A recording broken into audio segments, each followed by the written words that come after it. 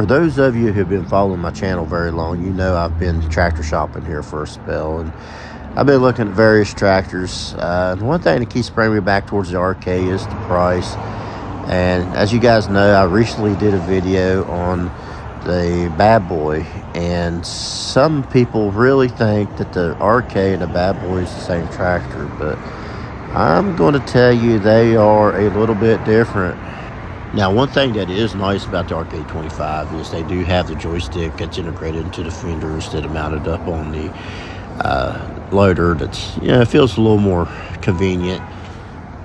And as you move around toward the backside, you're going to find that they do have rear remote standard on these, which is kind of nice if you're wanting to run a stump grinder, or there's little instruments that you can put on the back of these that require remotes. There's not a whole lot you're going to do with that, but a negative I find on this is I find the fenders feel a little fiberglassy to me. They're not like solid metal like it is on the Bad Boy. But overall, I mean, it's not a bad looking tractor, especially when you consider the price point on them. Now, one thing I do not like is the RK does not have the guards around the valve stems like the Bad Boy does. And if you're somebody working in the woods and around tree stumps and rocks, that could be an issue.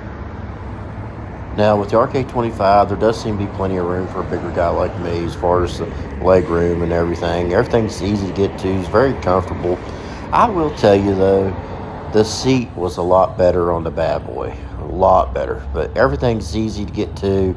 Now, one thing I did like better on the Bad Boy, I should say another thing, is the Bad Boy had a clutch pedal for your PTO. This one don't have it, but it does have split brakes. And it's got the side-by-side hydrostatic pedals. So overall, I mean, it's an okay tractor. Now, if I had this tractor, I would probably end up putting wheel spacers on it because it just feels a little top heavy, and safety matters. Now, I will say before I go, this is not an apples to apples comparison. This tractor is probably a little bit bigger than the Bad Boy I looked at.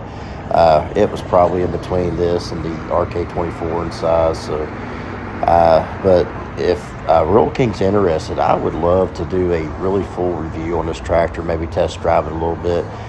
My email address is in the description down below. So if a representative from Rural King wants to contact me, go ahead, and I would be happy to do a full-scale review on this tractor. Thank you.